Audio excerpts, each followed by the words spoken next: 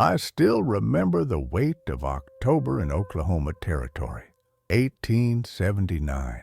The land was raw then, newly opened to settlement, carved from what had been promised to native tribes and taken back 100 times over through treaties written in Washington by men who had never seen a single blade of tall grass prairie or felt the wind that moved across it like the breath of something immense and indifferent.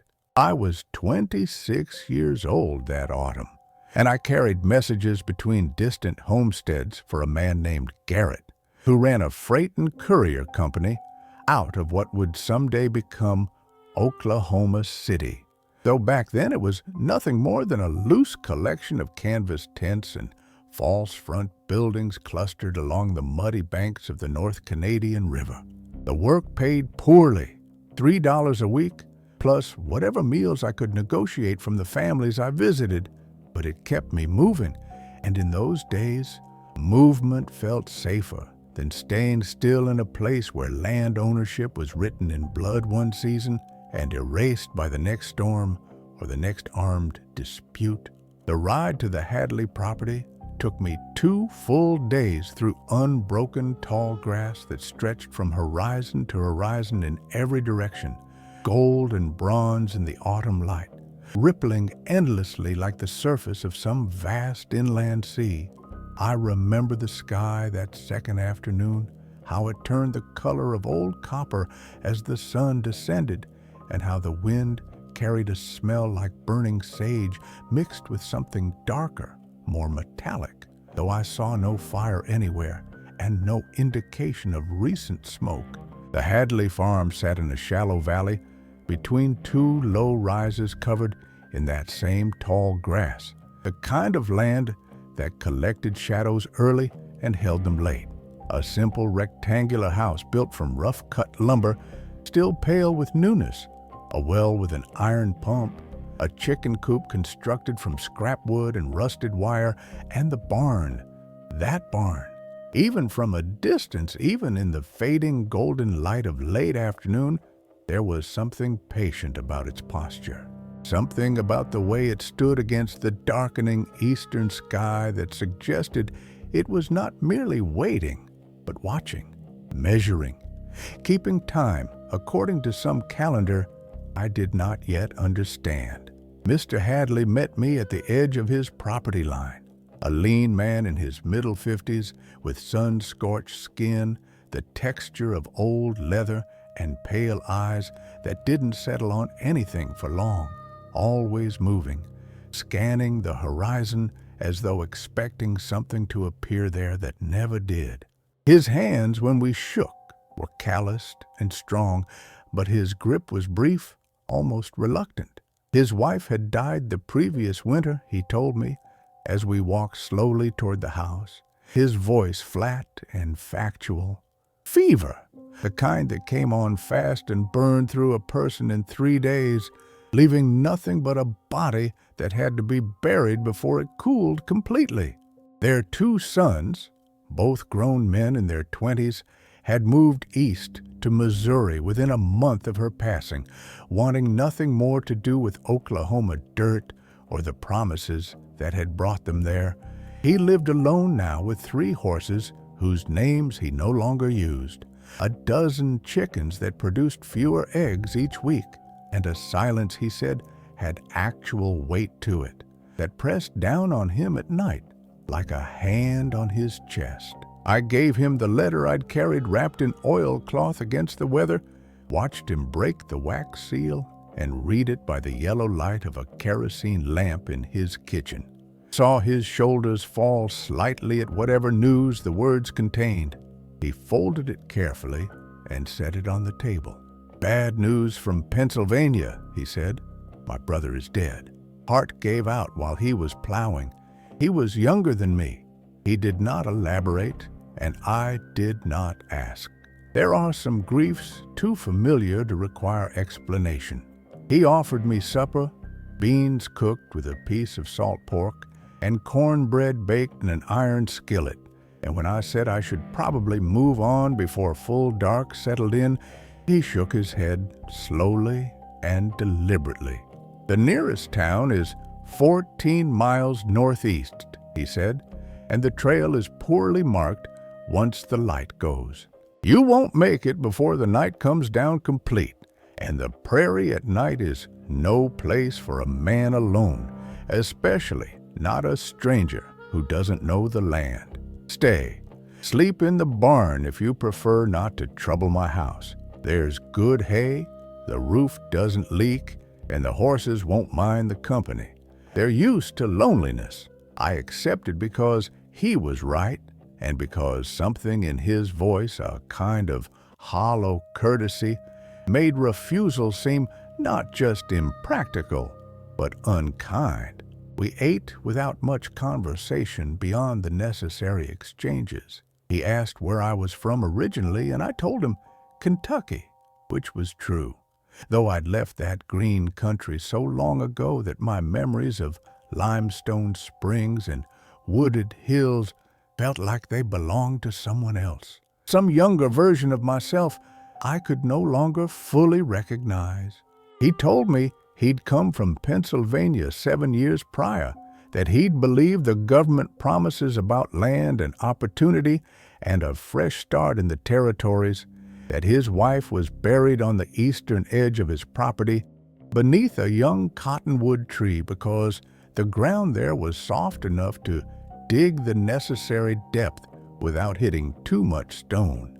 After supper, I took my bedroll and saddlebag and crossed the yard toward the barn through darkness that had come down complete and sudden, the way it does on the plains where there are no mountains to hold the light a little longer.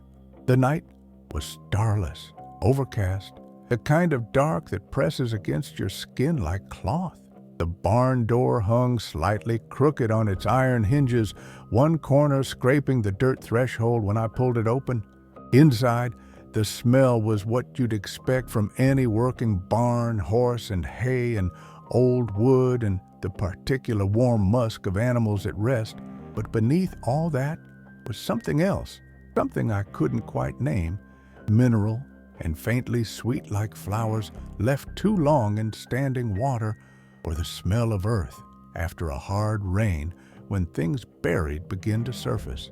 I spread my bedroll in the loft, where the hay was thickest and driest, checked that my horse was fed and watered properly in the stall below, noted the positions of the 3 other horses who watched me with dark, incurious eyes, and lay down with my coat folded under my head for a pillow. The boards of the loft floor were rough against my back, even through the bedroll and hay. Above me, the peaked roof timbers disappeared into shadow. Somewhere in that darkness, I could hear the small sounds of mice or rats moving through the stored hay, and the deeper, slower breathing of the horses below, and the wind outside beginning to rise, moving through the gaps in the barn siding with a low, sustained note like someone blowing across the mouth of a bottle. Sleep came quickly despite the unfamiliar surroundings. I'd ridden hard for 2 days, and exhaustion has a way of silencing even the most restless mind.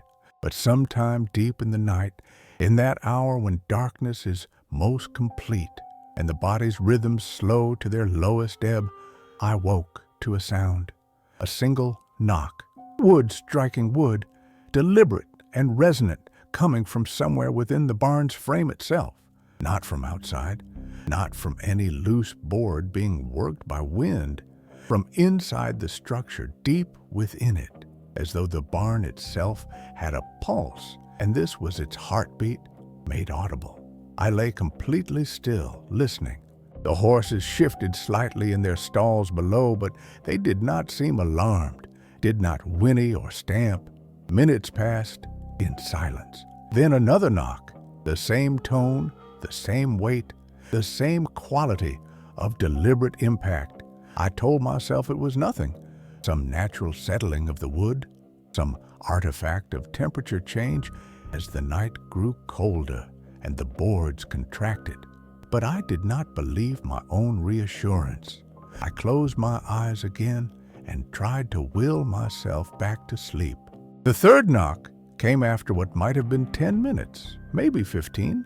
It was impossible to judge time accurately in that darkness.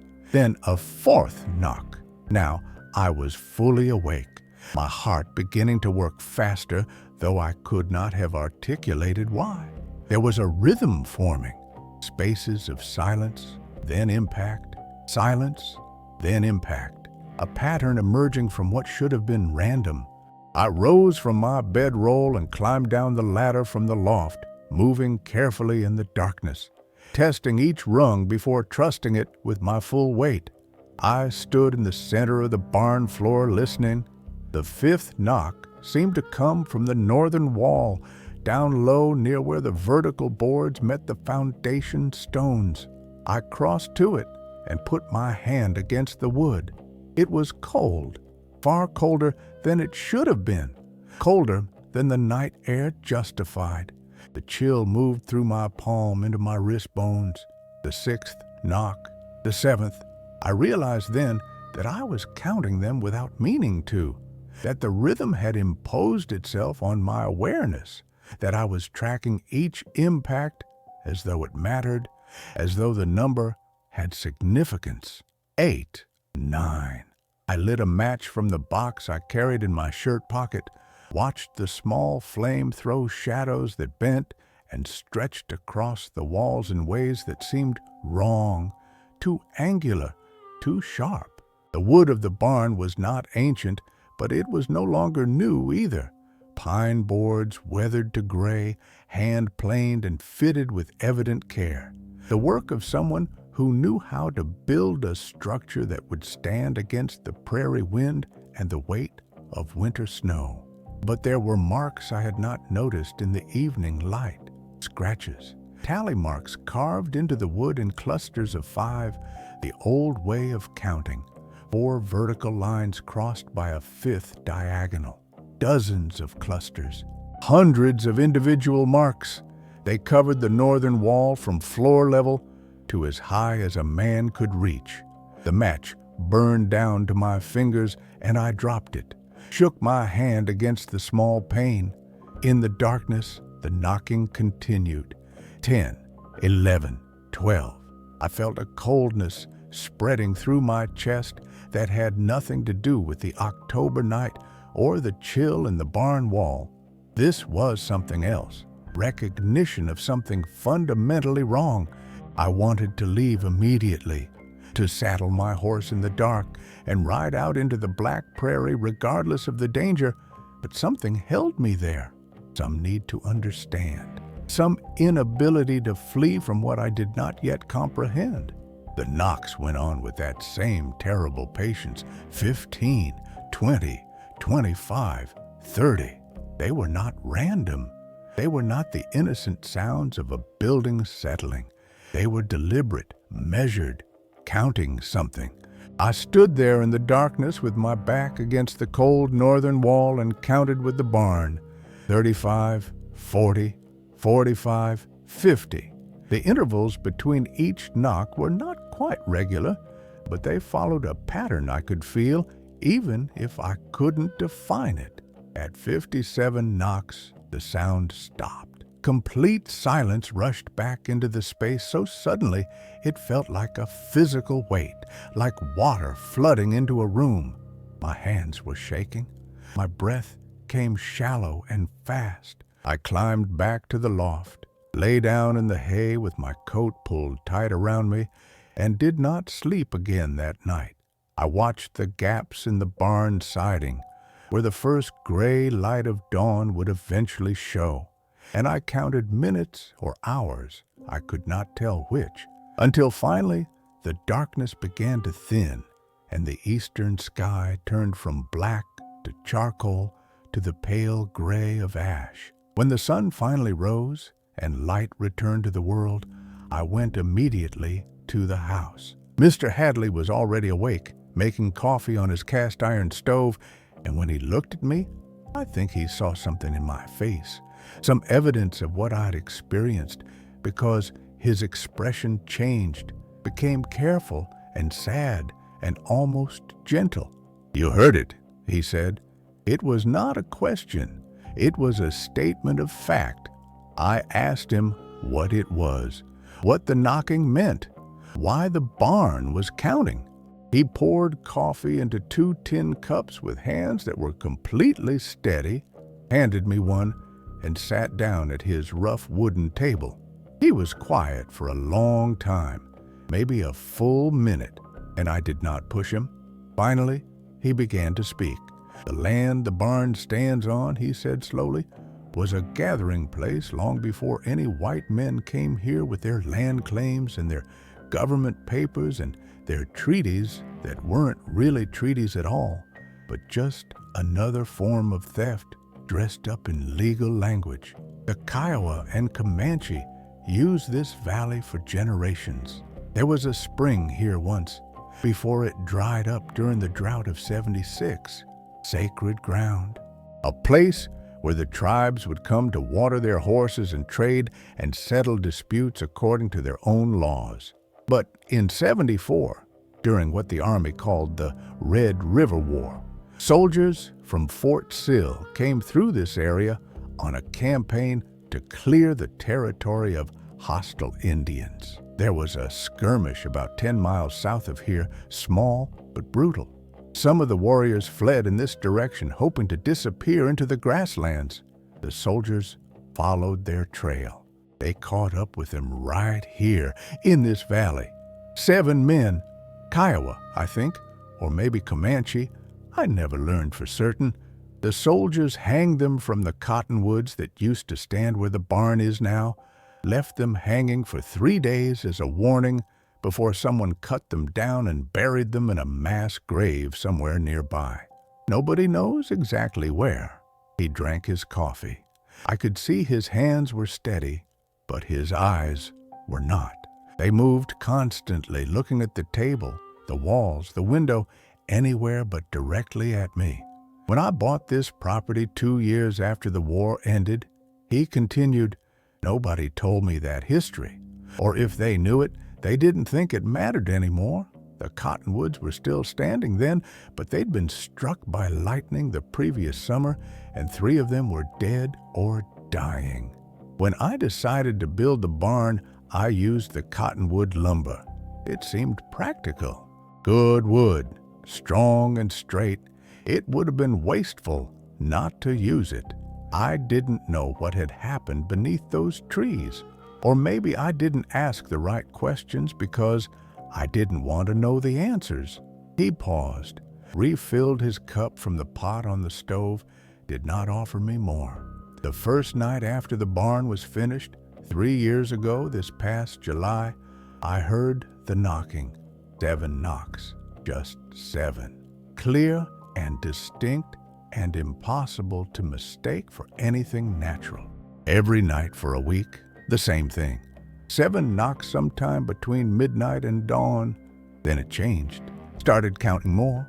8, 10, 15, 20, like it was tallying something beyond just those 7 men who died here. Like it was adding up every death that happened on this land, going back and back, counting all of it. I asked him what exactly it was counting. He looked at me then with eyes that held an exhaustion deeper than any physical tiredness, an exhaustion of the soul. "Every death on this ground," he said, "every killing that happened here before the barn was built, and every death since. Indian wars that nobody wrote down in the history books, settler feuds over water rights and boundary lines, claim disputes that ended with guns or knives or men beaten to death with rocks. The violence that comes when desperate people fight over dirt and call it destiny. Animals, too, when the winter is hard and they freeze or starve. The barn remembers. The wood remembers. It counts them all, every single one, before the dawn comes." I felt my skin go cold, despite the warmth of the coffee in my hands. I told him what I'd heard. 57 knocks. He nodded slowly, unsurprised. "That sounds about right," he said. "Maybe more by now. The counting doesn't stop.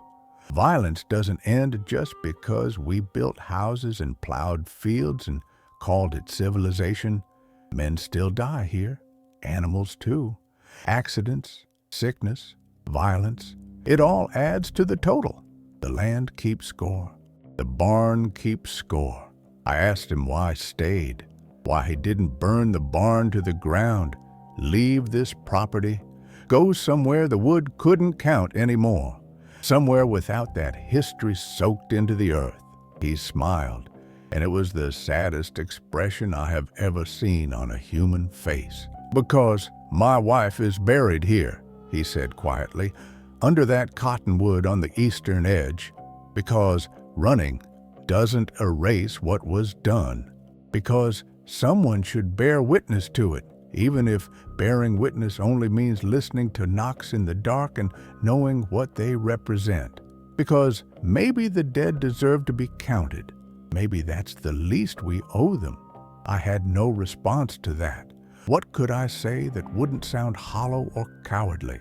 I finished my coffee in silence, gathered my belongings, saddled my horse while the morning sun climbed pale and cold into a gray sky. Mr. Hadley walked me to the edge of his property. We shook hands. He did not ask me to carry any message back to Garrett or to anyone else. We both understood that some things cannot be communicated in letters. I rode northeast under a sky that had turned the color of ash. I did not look back at the barn. I did not want to see it in daylight, to confirm that it was just a structure of wood and nails and nothing more. I preferred to remember it as I'd experienced it in darkness, as something inexplicable and terrible and true. I have carried messages to many places since that October. I've crossed Oklahoma and Kansas and Texas, seen towns rise from nothing and fail and blow away like dust, watched the frontier close like a wound healing over infection that was never properly cleaned. But I have never forgotten that sound, that patient, methodical counting, wood remembering what men choose to forget. I have never returned to the Hadley property, and I never will. Sometimes, late at night, when I am alone and the world is quiet, I wonder if the counting has stopped, if the barn has finally tallied every death and gone silent. But I know in my bones that it has not, that it is still standing there in that shallow valley between two low rises of tall grass, still marking time in impacts of wood on wood, still keeping a record that no history book will ever print and no government document will ever acknowledge. The land was paid for in blood, treaties broken like dry sticks, promises scattered like ash on the prairie wind, and some structures built on that land do not forget. They remember, they count, every single one. I think about Mr. Hadley often, more than I should, more than is comfortable. I heard some years later through the courier network that he died in his sleep during a winter storm. Peacefully, they said, no suffering, just the cold and the silence, and then nothing. I wonder if the barn counted him too.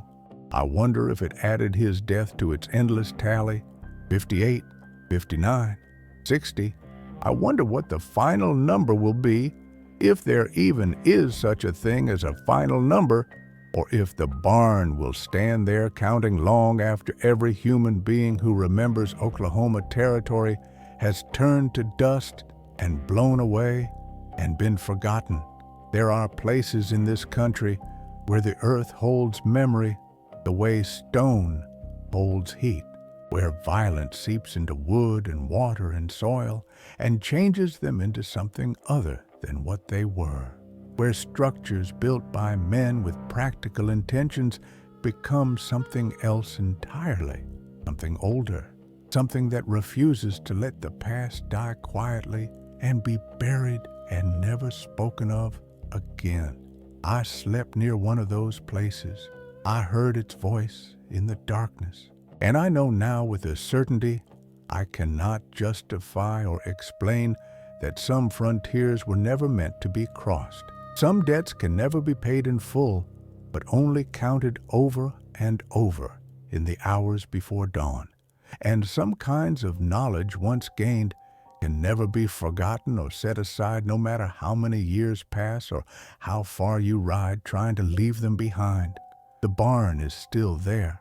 I know this without needing confirmation, without needing to return and verify with my own eyes. And it is still counting. 57, 63, 71.